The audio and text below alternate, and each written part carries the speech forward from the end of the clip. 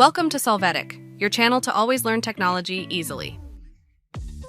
Below in the description, you will find useful links we used in this video.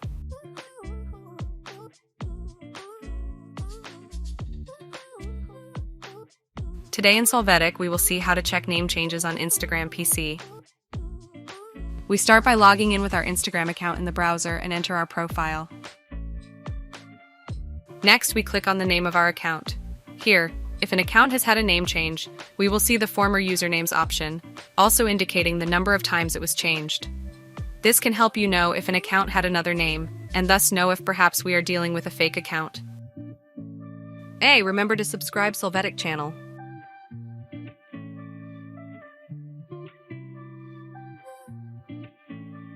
We hope it has been helpful for you. Here are links to watch more videos of your interest and subscribe to the Solvetic channel. Thank you.